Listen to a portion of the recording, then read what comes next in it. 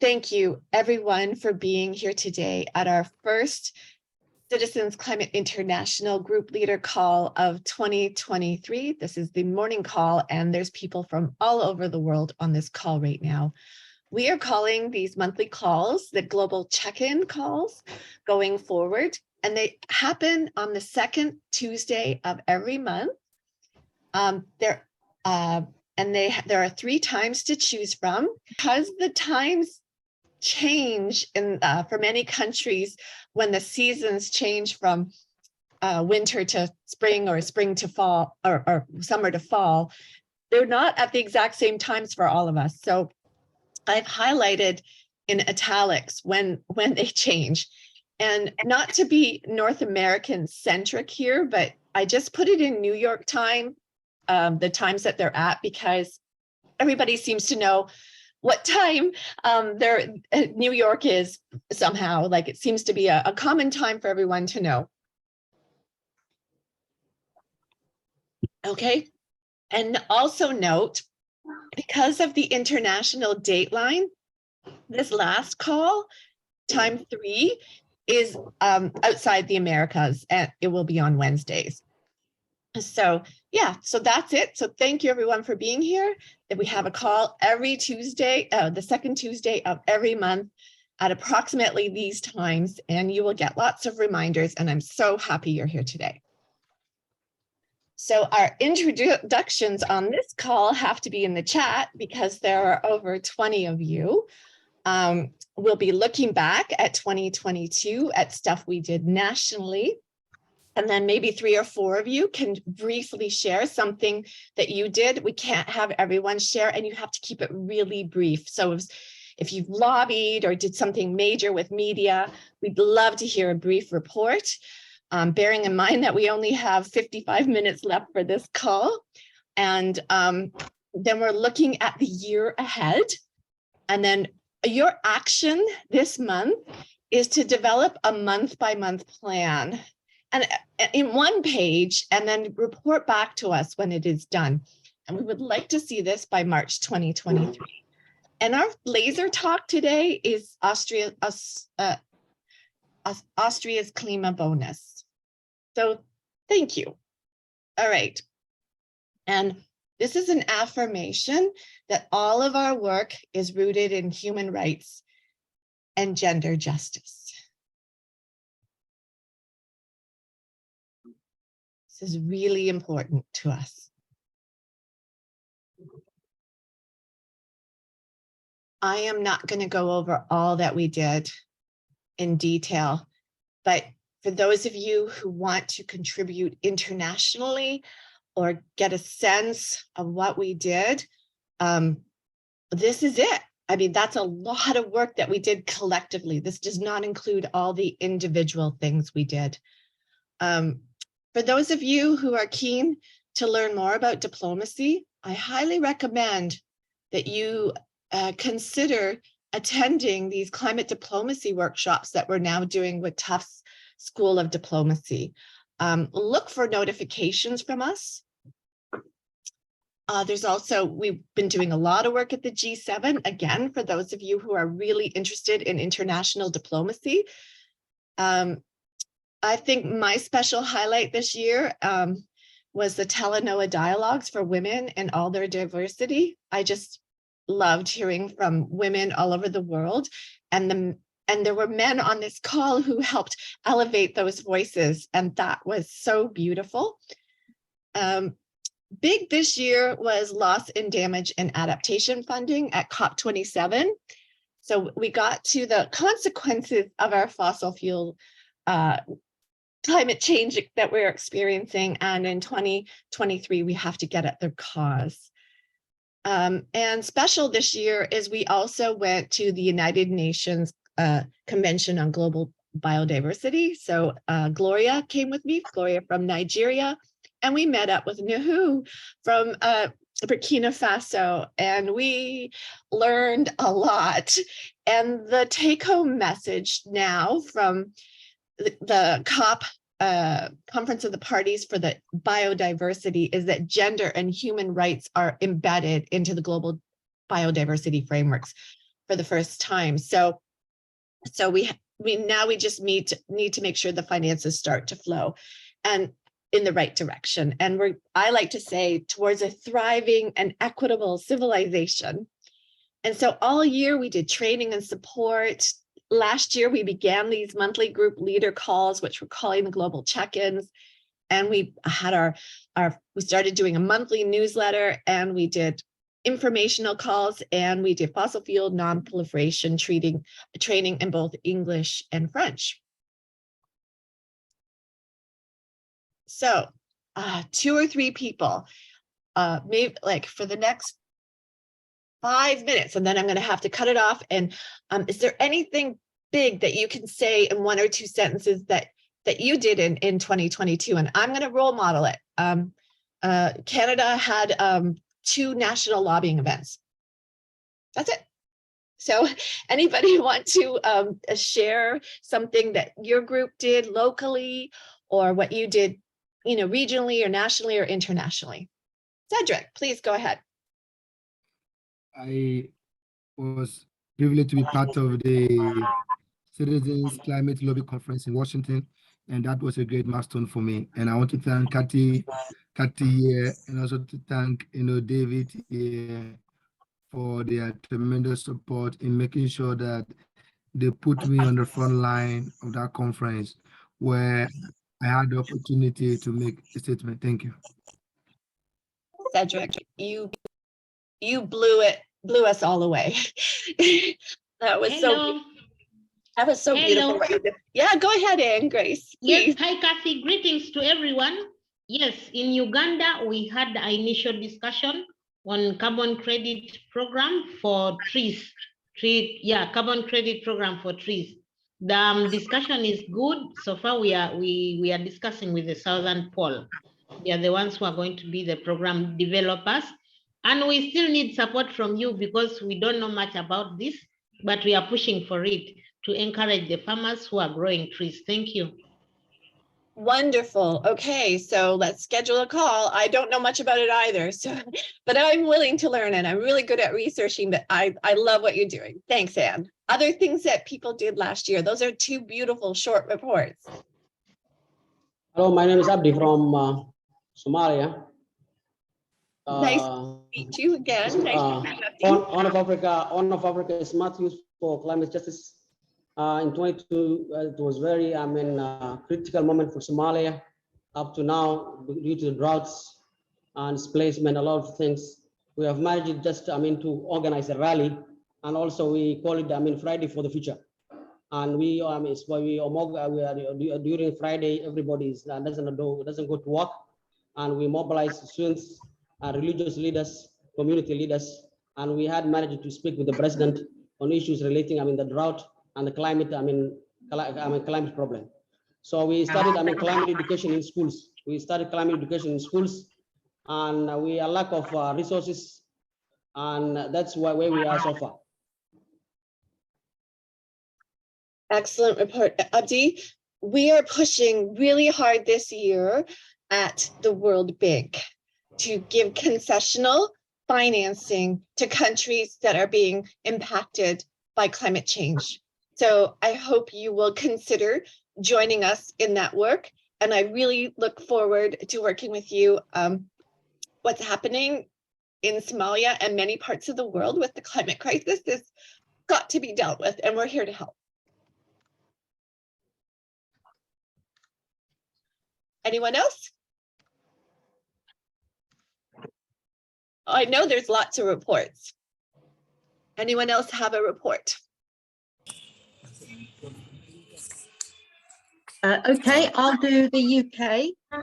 Obviously, we had COP earlier last year, 22, had not only yourselves, obviously, but other members there, and felt it was really supportive.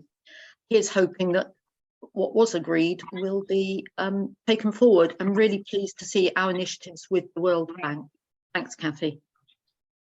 Wonderful. Yeah, what happened at COP22 was really hopeful, but it's not going to happen without us, because as we can see from what's happening in Brazil, there is pushback. So unless we're going to run out ahead of this, politicians are going to have a lot of troubles because there's a lot of resistance. So that's why your work is so needed.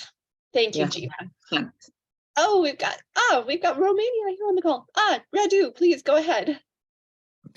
Yeah, we started in the, let's say, last months-ish of the, not quite last month. We started toward the second half of the year and basically participated in some climate conference that we're doing. Apparently, we had two of them that were pretty big and were referenced a lot, and even managed to get a politician to pass on our list of amendments to the people in Brussels, but I'm not sure how far that went. But yeah, and at the moment, due to lack of events and everything, we are focused on growing, and I see people are starting to be interested in joining and everything. Wow, you did more than I knew you did. We need to talk. Way to go. That's excellent work coming out of Bucharest. Thank you, Radu. Excellent. Nahu. Yeah, thank you. I'm speaking on behalf of Burkina Faso. For 2022, we didn't be more active because of some political issues in our country, but we also have some members, and especially me, that I participate to UN Biodiversity Conference, also to Climate One at Egypt. And for 2022, we are now ready to engage and involve our government and also to work with underground project to combat climate change effects. It was so wonderful seeing you in Montreal in December. That was so much fun. Who just spoke is in that photo with me right now. And again, I cannot emphasize, anyone wanting to work at the Conference of the Parties should be looking at joining these climate diplomacy workshops that we do with Tufts School of Diplomacy. This is like one of the best universities in the world. And if you're really interested in for diplomacy, and if you're really interested in doing climate diplomacy, these workshops are free. So you are welcome to join them. So look for them. And yes, Dimitri. And can you lower your hand, Radu, so I don't get confused? Thank you, dear. Hello, everyone. I'm Dimitri from Burkina Faso. I just joined the citizen leaders just now. I think it's the second time to see Kati. I was to a 27 conference of party when then I met with Solemi. Yes, so I'm really happy to join you, and I hope we are going to do a lot of things for this year. As Nuhu was explaining, in our country, we had a lot of issues during last year, but now I think we have to do a lot of things to reach you, each of you. And also, as far as I'm concerned, I'm trying to work also by organizing conference, some training session, and a lot of other things. Thank you very much. Bienvenue, Dimitri. Merci, Kati. Didier. Okay, anyone else? I think we can do one more. Oh, yes, please go ahead, Peter. So, yes. Is anyone else? Okay. Andres, Panama's here too. This is like the most global call we've ever had. Go ahead, Andre. Yeah, good morning, everyone. So last year, from here, we participated also to the Tananoa dialogue. And in December, I've started publishing some articles on the change in climate-related legislations that are announced for 2023. And the first installment was about the changes in G7. And now I'm writing and I'm preparing one about the developing countries. Wonderful, Andre. And I think you'll be really interested in the changes that are happening at the World Bank. And we'll be talking about that. And excellent work out of Panama. I think Panama is one of the linchpin countries for moving things because it's where finances are often shifted. And you also have that big canal there that, you know. Yes, and the marine transportation. Yes. Yes, we need to work on that. Yes. Yes. So thank you for and the biodiversity that you have in your country. So seriously. Yes, Right. Peter. Peter in Botswana. Bienvenue. Welcome. And you have to unmute yourself. And Dimitri, can you lower your hand, please? Peter, you've got to unmute yourself, honey. Oh, can you unmute? Oh, yeah, I can. Great. Hello. Thank you very much. This is my first time to attend to this meeting. I am from Botswana. My organization was registered last year in October. So basically, I'm a starter. We have in fact done a number of things for the past 3 months because our areas we focus specifically on awareness, mitigation, and adaptation. So at the moment we are trying to build boreholes for farmers in Africa, in Botswana, who are struggling with water, but those boreholes will be powered using solar. So that is basically what we are doing at the moment. Thank you very much. Oh, that's wonderful. No, you know, yeah, that's great. Need solar energy, not fossil fuel energy to get water to the people. So thank you for doing that work. Okay, so we are at 20 minutes after with only 40 minutes left. And maybe at the end, if there's time, we can share some more reports, but I am going to continue. So something really special happened at COP27 in Egypt in Sharm el-Sheikh. These two women, Mia Mottley, the Prime Minister of Barbados, and Catherine McKenna, the UN chair for the high-level group on for commitments to net zero for non-state entities, had two initiatives that are going to deeply impact our work in 2023 because they're so important and there's, it's like finances are going to shift. Okay, so the Prime Minister of Barbados, Mia Mottley, said an amazing speech at COP27. So did Al Gore, and so did the woman who's the head of the London School of Economics. Anyways, what finances are going to shift? They're going to shift in a great way. The global North has colonial practices within the multilateral development banks, such as at the World Bank. And that is going to end in 2023, and we are going to be part of it. So I don't want to go into detail, but Prime Minister of Barbados, Mia Mottley, has what's called the Bridgetown Initiative, and the USA's Secretary of State, Janet Yellen, has ordered the World Bank to change their practices. So there's this massive transformations happening at the World Bank this year. We're going to be following that. And if you want to be part of that, there's ways to do that. And I'm just going to show you. Oh, wait, that wasn't supposed to happen. Okay. Okay. So what's going, I'll get to that in a moment.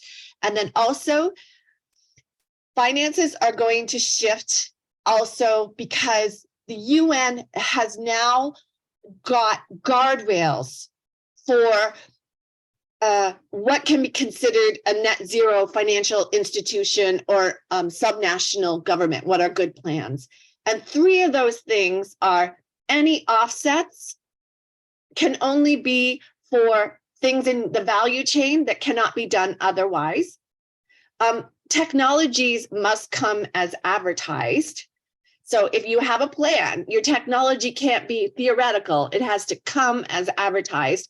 And three, no new fossil fuel infrastructure, and you have to show how your company or your financial institution or your state or your national or your city is going to get off fossil fuels. So these two documents, these two things that happened last year are really informing our work this year, because money is needed to change the world. And these two women have created frameworks to make that happen. So there are highlights that you can put in here. Yeah, I will fill those in, and then we will do that. We'll do this at the end, actually, because I would like to start thinking about 2023. So we will continue to provide training and support for your group's actions, especially around redirecting financial flows and citizen engagement. So for many of us in the global north, that is really highly focused on carbon pricing, but we have to understand that not all countries can work on carbon pricing, so we will help with pushing financial flows in other ways as well. So, but here's another thing. Did you know that most people don't know that fossil fuels are the cause of global warming and bad air quality? And most people don't know that they have rights. And most people don't know that they have been lied to, but for decades, by the fossil fuel industry. Thus, are you surprised that fossil fuel phase out was not in the final COP27 agreement? So I've been attending a lot of seminars on how to communicate more effectively. And there is a way of communicating using a positive and simple story arc. You define the problem, you describe the pathway, and then you show the benefits. And you do it in that order, all that, and that really helps. And a lot of this I've learned from working with the people at the Fossil Fuel Non-Proliferation Treaty. So here are things we can do that you can think about. There's a gender event on Tuesday, February 7th at 2 p.m. GMT, and possibly other consultations with the Fossil Fuel Non-Proliferation Treaty. But we can also help you with communicating with the media in letters to the editor, op-eds, media releases, interviews, and on social media. So we can help with that. So for those of you who are doing education, we can do this for you. So here is the invitation to consult. So I'm going to click on the page here. It's on our website. The Paris Agreement doesn't mention fossil fuels. The COP27 outcome didn't mention oil and gas. It's time for a fossil fuel non-proliferation treaty, and the gender constituency must be at the table. Why? Because even this organization, the Fossil Fuel Non-Proliferation Treaty, barely mentions women or gender. So they need to hear from women. So if you go to this page, and I will put it in the chat, and you are a member of the gender constituency, that means you do work in empowering women and working with women and working with people in all their diversities, so also LGBTQI. Most importantly, pushing forth women to this table. I would recommend, we are helping the Fossil Fuel Non-Proliferation Treaty to help with women. And for those of you who don't know what this is, the Fossil Fuel Non-Proliferation Treaty is an organization that developed 2.5 years ago during COVID to get a fossil fuel phase out, like we have for nuclear weapons, like we have for ozone depleting chemicals, like we have for acid rain. So they're working on a theory of change that has already happened at the UN level. And if you continue, you can see if you go to this page, you can learn way more about it. So for those of you who want, especially, I know there's a lot of concern about fossil fuels development in the global south. This is an excellent place to go. So any questions about the Fossil Fuel Non-Proliferation Treaty invitation to consult before I continue? Because I know that was a lot to unpack, and I'll be available after this call to talk about it some more, but any quick questions right now? Okay, so as you're thinking of your plans for 2023, maybe consider this. Also, there might be other opportunities to consult. I have asked them to do a consultation for the Francophone community. So en français, just in particular. So Dimitri and Nahu, please look for that. I don't know if they're going to do it, but I do believe that's really important. Okay. As well, you might have seen, we did a lot of work at the G7 last year. And so this year, the G7 and the G20 are anticipated to advance policies with regards to carbon pricing and financial flows. And civil society must make sure the policies are evidence-based and that human rights and gender justice are at the core of those policies.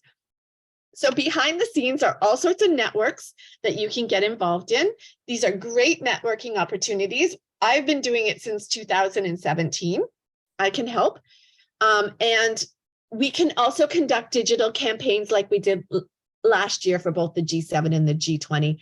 And we can also write about it before, during, and after. So newspapers will be looking for content. So for those of you who are really interested in diplomacy and getting engaged at the international level, working behind the scenes at the G7 and possibly the G20 are really helpful in, gaining your credibility and gaining your understanding on the international stage. And we are here to help. So when you're thinking about your plans for 2023, this is an opportunity that we have created and for you all. But also for those of you who like to write and just be able to communicate to your fellow citizens all the awesome stuff that's happening, we also can write about it before, during, and after. So any questions or comments before I move out of the G7, G20? Because the last one's really super exciting, but so I might. So anything about this? Okay. And so this is something I'm super excited about. In 2011, I secured the very first meeting for Citizens Climate Lobby with the World Bank. And I went to my division at the World Bank in Washington, D.C. My division is Canada, Ireland, and the English-speaking part of the Caribbean. I really got to know got to work a lot at the World Bank on behalf of CCI as a volunteer between 2011 and 2015, and then Joe took over the file. I kind of let it go, but from what I saw at COP27, I was like so stoked by what Mia Motley said. Here's Mia Motley at COP27, and by what Al Gore said, and what was said by the president of the London School of Economics. So we're developing a Bretton Woods action team. The IMF and the World Bank are what are called Bretton Woods institutions, and we're going to be pushing for the best reforms possible in 2023. If you want to join that team, you can sign up here. So I'm just going to put it in the chat and I'll discuss. And this is our year out of view. Okay, so in the first quarter, we'll be doing planning the year. There's a consultation for a livable future at 9 a.m. Eastern Standard Time on January 24th. So basically, we're launching a program where you can send information to COP in preparation for COP 28. And we're sending the UN information from all of you to the UN. So we're collecting that all year long. You've just found out about the Bretton Woods action teams and the Fossil Fuel Non-Proliferation Treaty consultations. So in April, there will be the civil society meetings at the World Bank. So that will be elevated. We'll really find out if our work in the first quarter bore some fruit, and we'll get some information. And for many of you, outreach is so important around Earth Day. We are considering to do another Earth Day, another Telenoa Dialogues, and that will be in the action sheets in February and March for you to send in videos, and we'll give you the guidelines just like we did before, 2 to 3 minute videos of what you would like to see for climate action, and we'll make it very specific. It was so amazing what we did in September that we want to do it for all. And we'll just put together those videos and listen to each other, and then maybe have a special guest comment at the end. So that's our plan for Earth Day, is a Telenoa Dialogues for All. And for some of you, you don't know what that means, but you will in the next couple months. Note that the G7 is normally in June, but it will be in May because rainy season in Japan is in June. So they can't have, or they can't really have it in June. And it will be in Hiroshima, Japan. For many of you, you know what happened in Hiroshima in 1945. So this is very significant that the G7 will be in, leaders meeting will be in Hiroshima, Japan.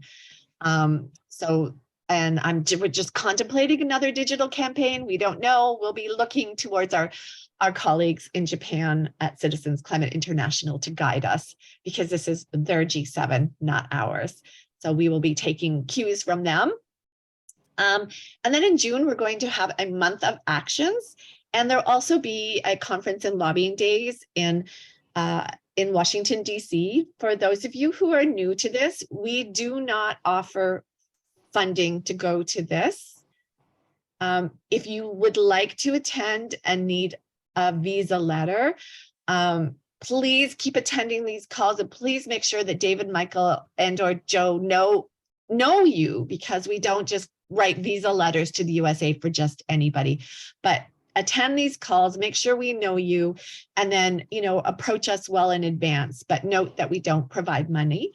In July and August, we slow down and we get ready for the big fourth quarter, because we're hoping that some of you, and what I've heard is that some of you may actually be doing, this is actually, I have to confess, it's Europe and Canada that slow down a lot in July and August, but I think something will be happening in Africa that month. I think those months, and we're hoping that sometime this year that you do lobby and do a conference in your region, and start thinking about what you're doing for COP28. Should we do another campaign locally as well? In September is the G20 leaders meeting. And as well, the consultation for a livable future will prepare you and your group to give insights for climate actions as we prepare for COP28. And, all year we can support you with training, networking, action tracking, event management, technical assistance, and shining a light on your work. So you have a couple months to develop your plan, and you can do local stuff. You don't have to do any international stuff. But for those of you who want to be more involved in the international things, this is what we're doing. And many thanks to CCL Europe for writing the laser talk this month. Because every month we try to give a laser talk, and it's Austria's climate policy. And it is a form of climate income. And that is where they price carbon pollution and they give the money back to the people. And it's still being developed, actually. So in autumn of 2021, the Austrian government introduced an eco-social tax reform with a goal to achieve net zero by 2040. And the main tool of this package is a national carbon fee applied to fossil fuels.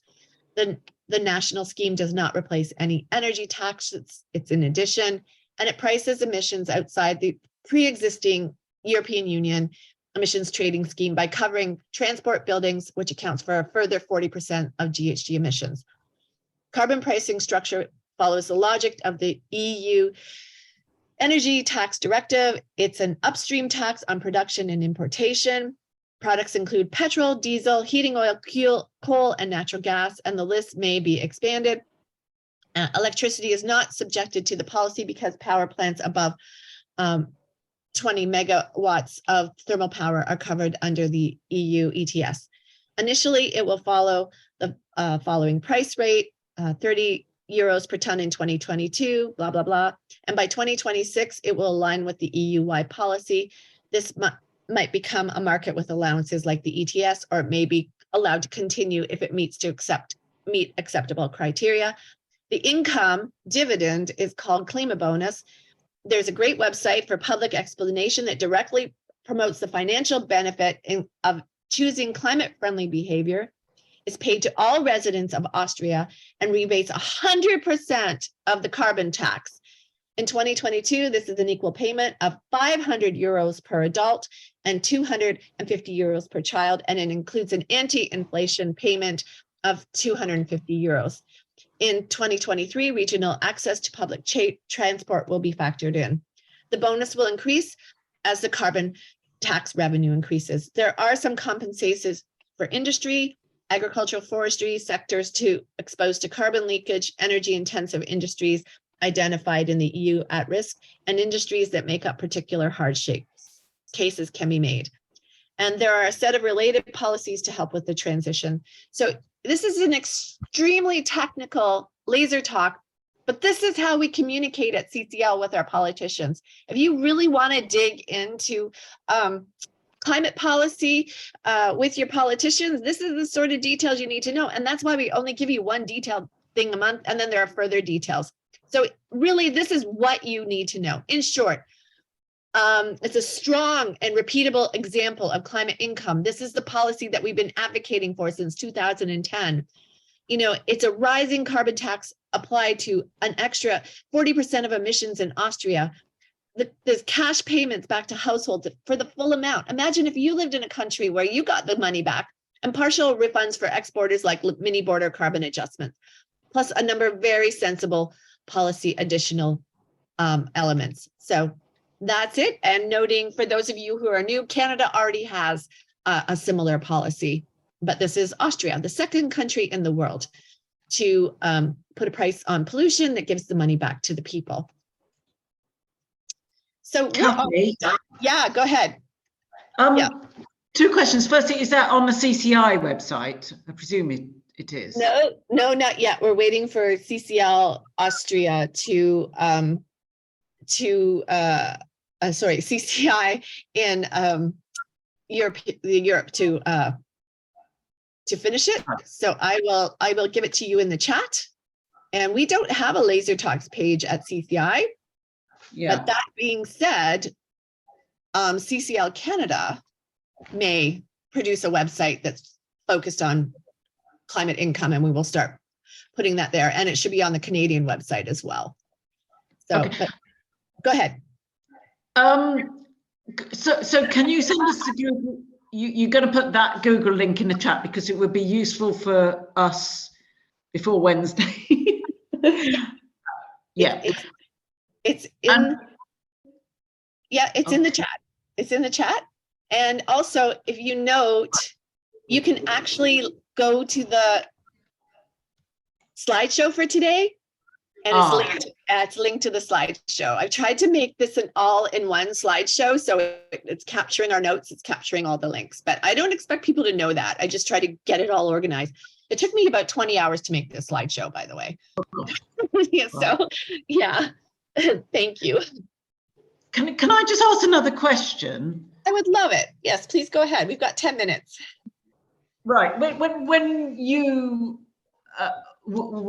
added some stuff to the report I'd written, you said that Austria is the only country. I thought Switzerland also has climate income. It has a form of rebating back to the citizens, but it's through tax reforms. Like they've shifted out of your health. Like you don't actually see the check. They actually reduce another component of your payments to the government. Right.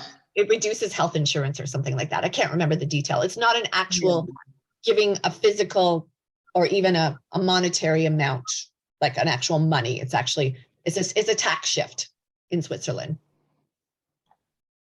Okay. But it's still a form of rebate of content. Yeah. It's a form, just like British Columbia. They don't, in Canada, like Canada's carbon pricing policy is not for every province. British Columbia does a tax shift in your income tax, whereas most of us now get an actual rebate check. Okay, thanks for clarification. You're welcome. It's very complicated, so thanks for showing up every month. I like to consider these calls a book club for climate geeks. So, Radu, you have a question. Yeah, I have a new guy in the group and he wanted to participate in, one of today's sessions, but he's not sure if he can reach the 9 p.m. one and would be curious, since they are recorded, where he could see them, since I'm not sure exactly. Usually I participate in one of them live and not sure exactly where they are viewable. I will send out a recording to this, and I think it was such a perfect call. I'm going to post it on the CCI YouTube channel. When I Okay. yeah, so I will send out a recording, the actual recording that I get from Zoom, and I will also put it up on the CCI website this morning, YouTube. This is an excellent call. I'm so excited for 2023, all the great work you all did in 2022 and thinking about 2023. This is fantastic. Would this be like this call or also the 9 p.m. one, just so I know what I tell him? No, probably just this call because it went Okay. really well. And Okay. then the other ones we can have the recordings for, because the I don't know, might post both if it goes well. Sometimes too sensitive of information happens on these calls that we don't want to be exposed publicly. So this one was a really great general call and lots of enthusiasm and lots of people from all over the world. Yeah, like a thing that might be a problem would be the Bretton Woods, the document given, and also shows the email addresses and the end phone numbers. Yeah, I have to delete that out when I post it on YouTube. Okay. Yeah, that's good. So Perfect. it takes about an hour and a half to do all that. Okay. Yeah, it's not easy, but I've done it so many times. I'm just like, got to train somebody to do it. Okay. Any other questions? We've got about 5 minutes left. Okay, I will send. I have a question also, yes. Yeah, go ahead. Right, I am reading, there is a statement from on draft position statement on climate intervention by the Advancing Earth and Space Science Agency. And they are asking I've put a link on the chat. They are asking for opinions on how important do we consider to invest in the direct climate intervention, like carbon dioxide removals or solar radiation management. It's just an open debate. I think it's interesting to read it. Okay, did you put that in the link, Andre? Because you know what, this year we will be looking for guest speakers and stuff like that. So it's not always me talking. So this is fascinating to even open our minds to all the other ways that we need to mitigate and how to redirect those financial flows. So yeah, I put the link. I've put the link on the chat. Okay, wonderful. And that was really nice of you to say, Alex. You always have such nice work. Hi, Kathy. Yeah, go ahead, Abdi. Yeah, well, I just want to know more about the application process for climate diplomacy workshop. Oh, that one. Yeah, you and I guide us on that. Yeah, so David, Michael, and I are going to be setting up a couple of dates in February to do this, or maybe in late January. And then we will send it to all the groups that need to be trained. Is that okay? Or if you want, and again, if you want any sort of other special training, like for media, whether that be we can help as well. Starting this year, it will be 2 calls. It will be 2 training sessions, each 1 hour. The first hour will be about carbon pricing, about CCI, carbon pricing, financial flows, and how to lobby. And then the second training will be about how to get organized. And I hear some amazing feedback. I don't know who that is. It's not too annoying, but there we go. Okay, it's all right. It was cool. All right. So yeah, Abdi, yeah, just. Thank you very much. Just if you can also have a calendar for this, so that everybody is just on the loop. So that you can also look at the calendar. Maybe you can compile. Yeah. So, and also, are you in the CCL Africa WhatsApp group? Because David Michael puts a lot of. Yes, of course.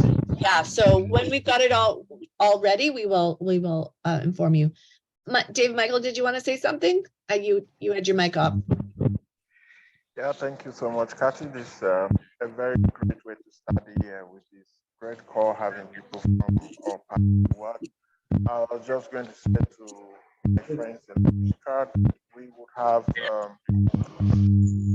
this time next week, Tuesday, and then we can discuss some of these actions a little bit more in Your audio sucks, David Michael. I think you said there's something next week, but I can't hear you. If you can put it in the chat, that would be really helpful. There's way too much interference. And sorry, I said the word sucks. That's not a good word. Your audio is very distracting, David Michael. Kwame, did you have a question? Yes, Tati, good afternoon. I've been listening carefully since the beginning.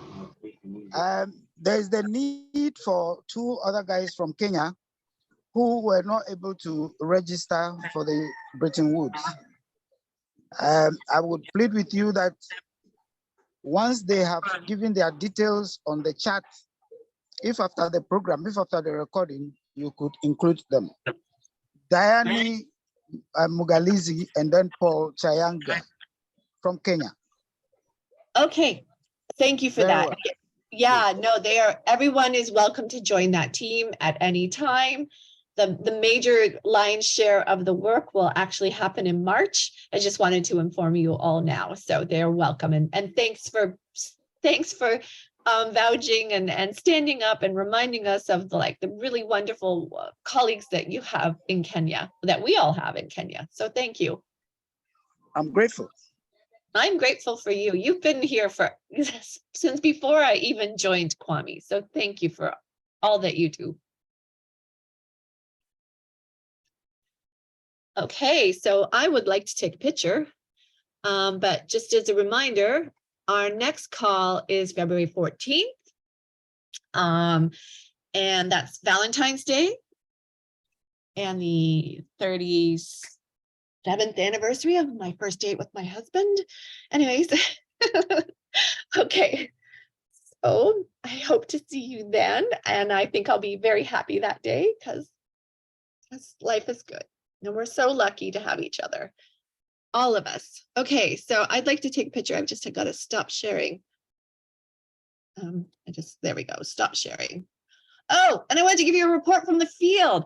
Our colleagues in Pakistan met with the president of Pakistan, the prime minister of Pakistan, as well as one of the ministers who's really involved in like the social, whatever, the social programs in Pakistan last year. He just sent me a report 2 days ago. I'm like, what? So yeah. Okay, so February 14th is our next call. There will be training in between. And by March, I hope you have a plan developed, and let's take a photo. So let me just get my photo ready. I'm not very good at this. Okay, snip. So snip. Oh, wait. Okay. And on the count of 3, can you please open up your, on the count of 3. Okay, lovely. 1, 2, 3. There we go. That is so awesome. Oh, it's a great photo. I'm just gonna put that here. Thank you, everyone. This was great. I'll stay a little bit longer. This was so empowering. You're most welcome, ma'am. Thank you. Bye. Bye. Bye-bye. Bye. Nice to see you. Thank you. Bye-bye, Kathy. Very glad to see you, please. Glad to see new team. Look at all the people on this call. There was Mexico, there was India, there was oh my goodness, so many people in Nepal. Nepal was also there. Nepal. Yeah, great family, Kathy. Yes, and Ghana and Botswana. It's so wonderful. Wow. Wow, I can't wait to see the numbers. Oh, thank you, everyone. Bless you all. Have a great day. Does anybody Bye-bye. Bye. Bye. Bye, Kathy. Kathy. Bye, Love everybody. you. Oh, Bye, dear. that's so beautiful. We love you too. We do. We're going to do Thank you. this in Thank you. 2023. We're going to shift financial flows. We're going to make a better world for all children, everyone around the world. Love you all. Love you too. Bye, Kathy. I have missed the photo. My laptop hung. Oh, no. Oh, well. Okay. Does anybody have a question before I leave? David, Michael, thanks for always being here and getting so many people to the call. I know that was you. I'm sorry your audio was terrible. Yeah, Kathy, I'm sorry about that. My internet was a little bit unstable today. I'm so excited. I feel very empowered seeing all these people and seeing how exciting it is. No, I know. I know, Mexico, Panama, Uganda, Ghana, Nepal, India, and I just got that amazing report from Pakistan yesterday. So not everybody can show up to these calls. So it's just like so many people. This is, wow, great work, everyone. Oh, Somalia, wow, wow. Nigeria, of course. And of course, Canada. Yeah.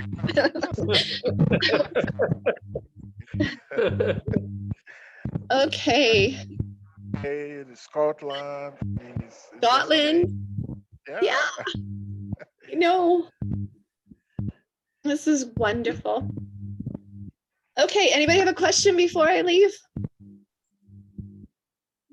Well, bye, everybody. Happy anniversary to you. Oh, 2022. Yes. Happy New Year. From Nepal. Yeah. From Nepal side. Thank you for joining today. Bye, everybody. Most welcome. Bye, dear. Bye, ma'am. Bye. Yeah, Kathy? Yeah, Mike, did you have a question? We'll catch up. Yeah, we'll catch up after. Okay, bye, everybody. I'll see you on WhatsApp chat. Bye. Yeah.